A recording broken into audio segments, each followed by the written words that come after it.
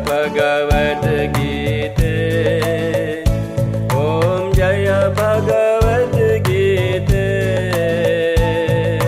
Hariya Kamala Viharini Hariya Kamala Viharini Sunara Supunite Om Jaya Bhagavad Gītā.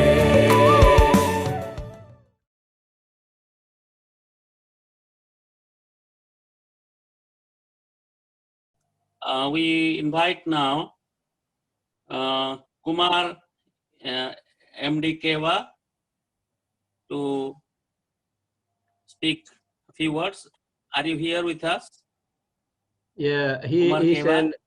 They send their message. We have now. Okay. Namaskaram.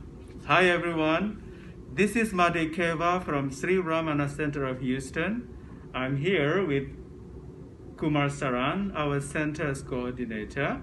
I'm going to ask him a few questions on Shri Ramana's Maharishi's selection of Bhagavad Gita verses.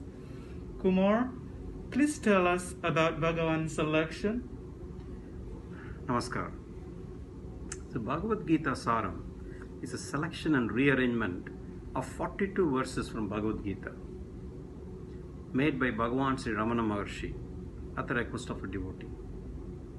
This selection is an absolute masterpiece. It flows so nice, so logically, so clearly, and so profoundly. Does he talk about the philosophy of existence? Yes, in the initial verses, in his selection, Sri Bhagavan presents the philosophy of existence. The shining jewel of this initial group of verses is Bhagavad Gita, verse 10-20, where he says, I am the self, O Gudakesa, dwelling in the hearts of all beings. I am the beginning and the middle and the end of all beings.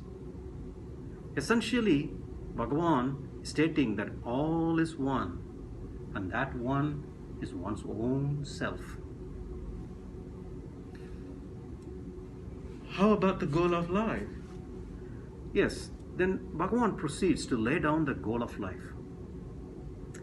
In Bhagavad Gita, verse 821, he says, what is called the unmanifest and the imperishable, that is the highest goal. That is, the imperishable state, the unmanifest state, is the supreme goal, the Purushartha of every human being. As all is one, this state is one's own true nature. So, to realize one's true nature is man's supreme goal. And how to achieve this goal? So then Bhagavan explains how to get this process started. That is, by devotion.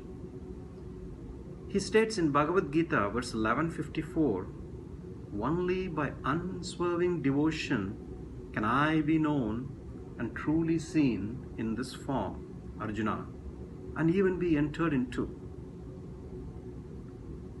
And then Bhagavan goes on to say in Bhagavad Gita, verse 10:10, to them ever steadfast in loving worship, I bestow the Buddhi Yoga, that is the path of jnana or self-investigation, by which they shall come unto me.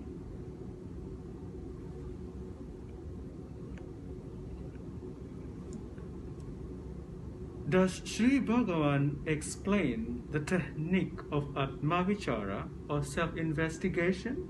Yes. So Sri Bhagavan then gives us two verses from Bhagavad Gita, which is verse 625 and 626, in which is explained the technique of self-inquiry or Atmavichara. The main problem that we all have that prevents us from realizing our true nature is our ego. That is, our false identification with our body. Michael James A devotee of Bhagavan and close associate of Sri Sadhuvam, one of the devotees of Bhagavan, explains this as follows. Though our ego, that is our false identification with our body, with all its cares and concerns, is obviously a huge burden for us, most of us are not yet willing to surrender it entirely by attending to nothing other than ourselves. Therefore, we need to gradually wean our ego away from its attachments, which we can do most effectively by trying to be self-attentive as much as we can. And this entails turning our attention back to ourselves whenever we find it has been distracted away towards anything else.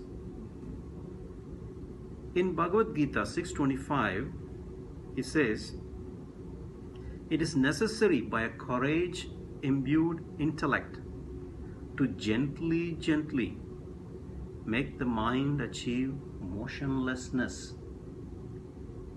Great charioteer, fix the mind on Atman, that is yourself, and do not think even the slightest of anything else at all." And Krishna's word that is used is shanais, which means slowly, gently, quietly, gradually, or little by little.